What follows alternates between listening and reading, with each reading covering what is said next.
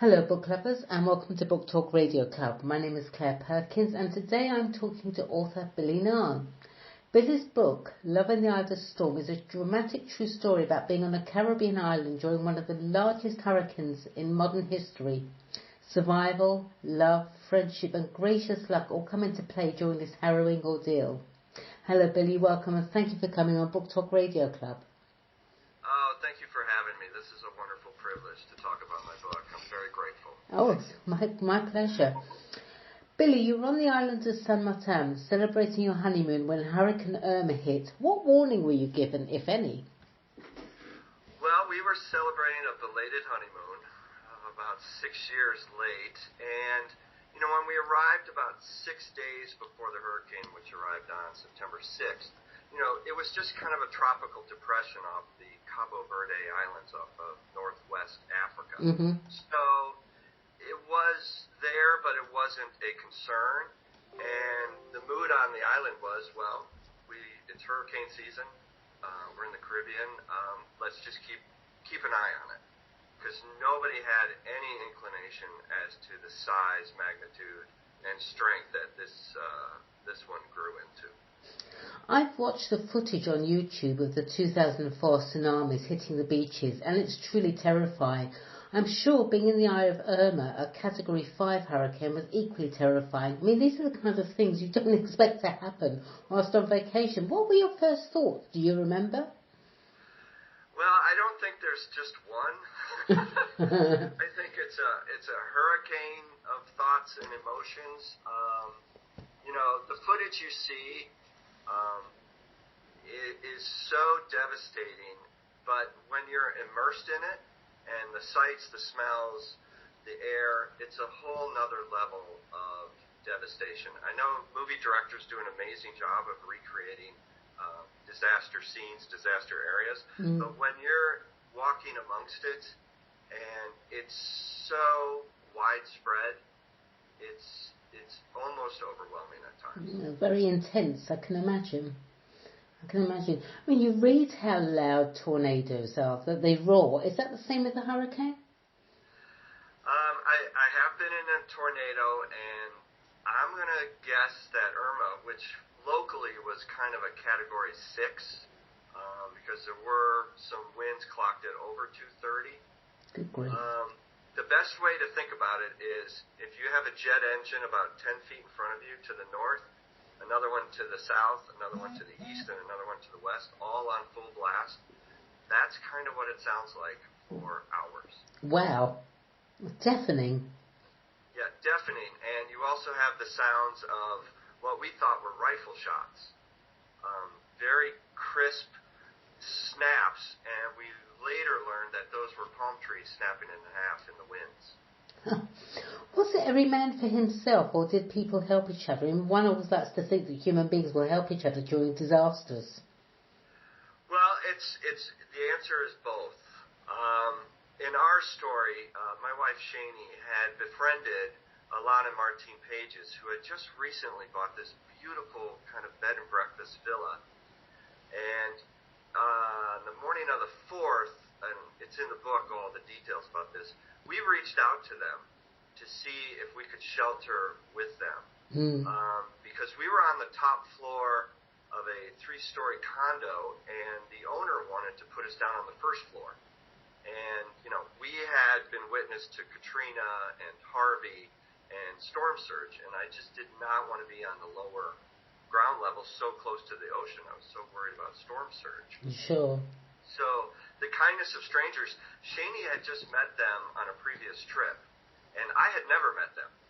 I'd never met them at all, and they were so loving and gracious to say, come on, you two Americans, come help us shore up our property, and we'll ride out this storm together. And, that is the beauty of humanity when I look back at Alana Martine.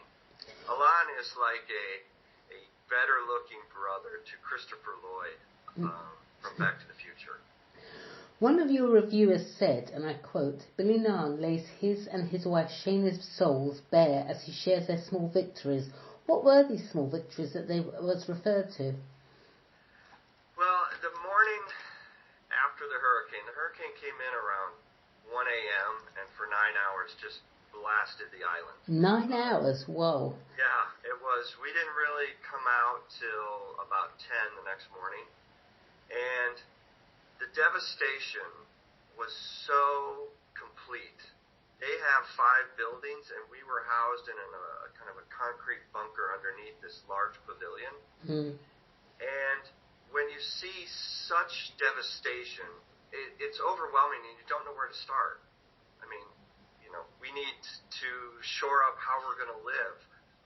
How are we going to protect ourselves? There's glass, there's nails, there is building materials everywhere. I know you've seen the footage from the Bahamas, Dorian.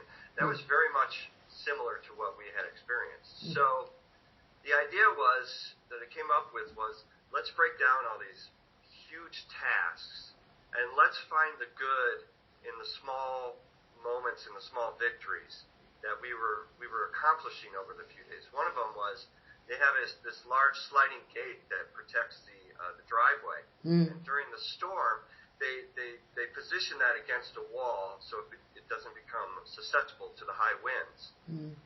But during the storm, a 25-foot palm tree had fallen across it, and another tree was wedged into it, and another tree was wedged into that. And we needed to get this gate closed. And all we really had was a Christmas tree handsaw. So we broke it down into steps, and every time we made an accomplishment, we called it, well, that's a small victory. We're working towards this goal. And it really became a motivational call for us during the days after the hurricane, which we were completely isolated, really, from the rest of the world. And it's not like in America where you have the Salvation Army, you have Verizon flying drones in. We were very much on our own for 4 or 5 days without a lot of government assistance yet. And we were 2 Americans. St. Martin is an island controlled by 2 governments. Yes, so French and Dutch. Yeah, the north is French and the south is Dutch. So, you have competing governments trying to work this out. And we were definitely on our own. I mean, I've been to Samarkand. I remember it was beautiful. We went on a cruise. It was like paradise. This was back in 2008. I can't imagine the damage. Can you describe it to me? Yeah, I can, and it's hard because about 4 days afterwards, the neighborhood president allowed us to travel the island to get to his school that somehow still had some power, to charge our cell phones, and to try to reach out to, our family and our friends, because nobody had heard from us for like 4 days. So when we drove around and really saw the widespread devastation, it was like, how did anybody survive this? I mean, roofs are gone, boats are 50 yards, 500 yards up on a hill. There's no roofs, there's just damage everywhere, similar to Dorian. Luckily for us on St. Martin, the topography is mountainous. Right. So you do have a little bit more shelter protection compared to, the Bahama, which was just flat. Yeah. Yeah. But you just don't know how people survived, but they did. I can't imagine it. I mean, here I am in the UK. Yes, we get grotty weather, and it's freezing cold and damp and miserable here. But, I've travelled all over the States, and I've travelled quite a way across the world, and I've never, thank God, experienced something like this. I guess until you actually go through it, you can't imagine it. They say you have to walk a mile in someone's shoes, but I just can't get it. I really can't. Now, how long after the hurricane died down were you able to fly home? I mean, did you stay a bit longer, or did you just want to get out of there? How well organised was the process? That's a great question, and in the book I go into it quite a lot. But what happened was the neighborhood we were in, they would have a nightly meeting where 2 of the French police, the gendarmes, would provide some help and kind of give a status of what the French government was doing. And after about 5 days, Shani and I went with Alana Martine, and they were they couldn't protect us every night, but they were giving tips on how you could protect yourselves from some of the roaming gangs that had kind of taken over rather quickly after the storm. Right. So Shaney had walked up to one of the gendarmes and said, American tourists, we're tourists, do you know anything about, leaving? Because we hadn't heard anything for 5 days. And he said, well, if you get to the Dutch airport, and this is in his broken French, I think there are planes leaving. So that night, we had quite a discussion about, we wanted to stay and help as much as we could, because Alana and Martine probably did save our lives. That is a real possible truth. And so we were unsure about leaving them. Yeah. In this total devastation. But the flip side of that was, resources were starting to get thin. The government really had come in. There wasn't, water stations, food stations. And, with 4 of us there, we were consuming twice as much water and food as if we could get off the island. That would extend their resources. So, that whole journey of then getting to the airport, and it's loosely organized again because we are Americans on a French and Dutch island, and Irma was making its way to Miami. So, Air Force and the military were also concerned about Miami and Puerto Rico. Sure. So we got to the airport, and it was loosely organized. They had lines for French, lines for Dutch, and then a line for Americans.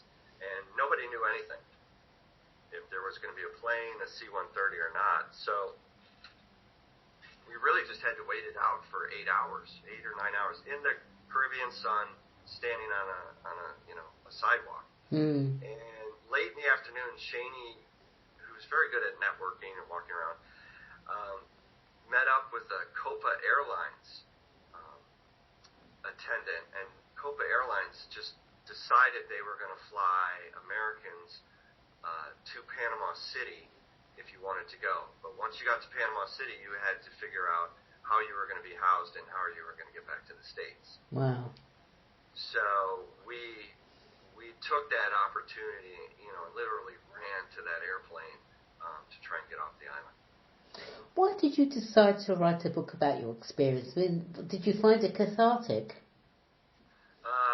Again, a wonderful question, and the short answer is yes.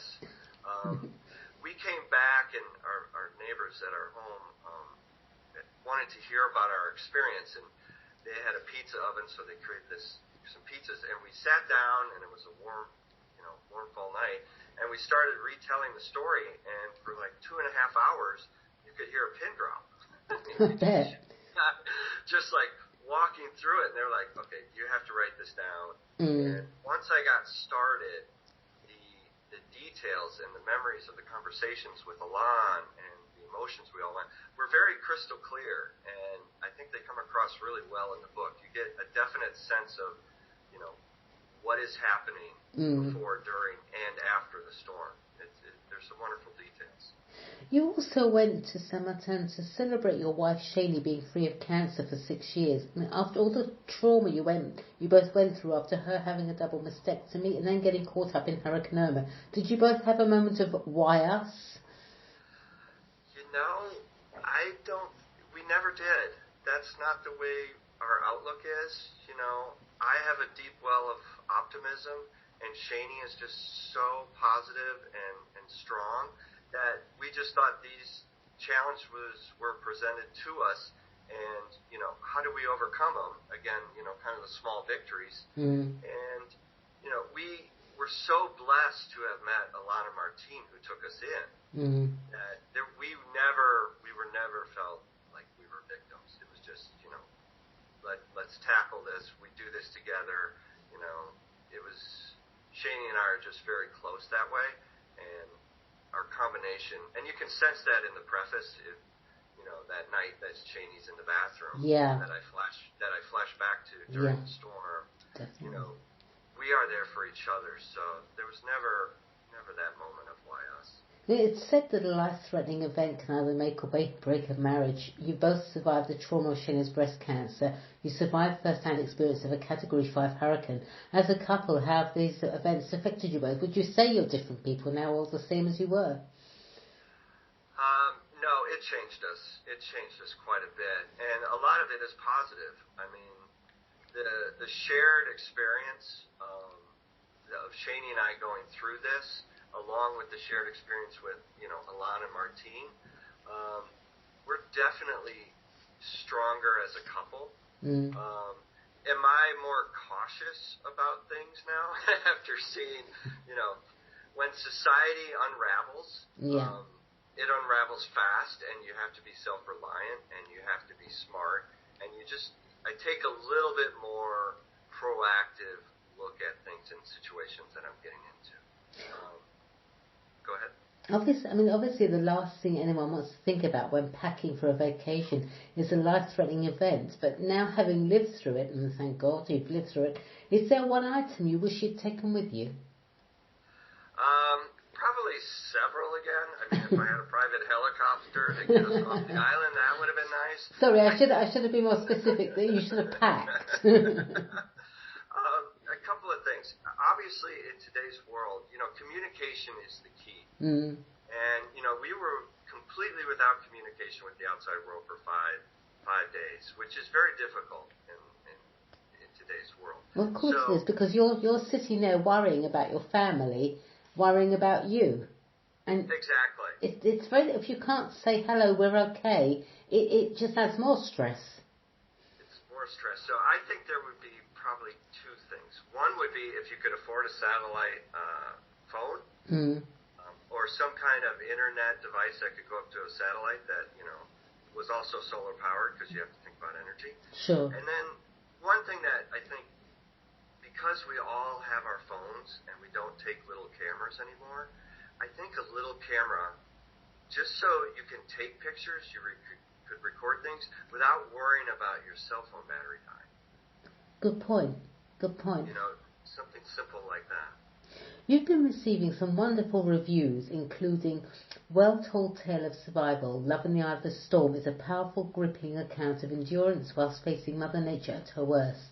And to say that I devoured this book would be an understatement. So, Billy, tell Book Talk Radio Club's listeners where they can purchase Love in the Eye of the Storm. Absolutely, thank you. At Amazon, just Love in the Eye of the Storm. There's a paperback and an e-version. It's super simple. It's wonderful. It works great. We are working on an audiobook, so that might come out maybe in the next 4 weeks. Oh, good. Love that. And that's, the reviews, if I can just, thank the readers. When I hit the publish button, I had no idea what was going to happen. This is my first book, and I just really had no idea. And the 30-plus reviews that have come in are, to me, that was the reward for doing this. Oh, that's brilliant. Yeah, it affected so many people in so many positive ways, who have gone through a hurricane or a traumatic event, and we're able to understand this phrase that I keep saying about shared experience is really powerful. And yes, the storm was a few years ago, but the story really about, like you said, humanity and goodness is relevant today and will be relevant tomorrow. It's a very timely book, actually, to read. All right, well, thank you, Billy. Please come back on Book Talk Radio Club again. I'd love to chat with you and hear more. In the meantime, good luck with the future for both of you, and thank you, everyone, for listening to Book Talk Radio Club. Thanks very much, Billy.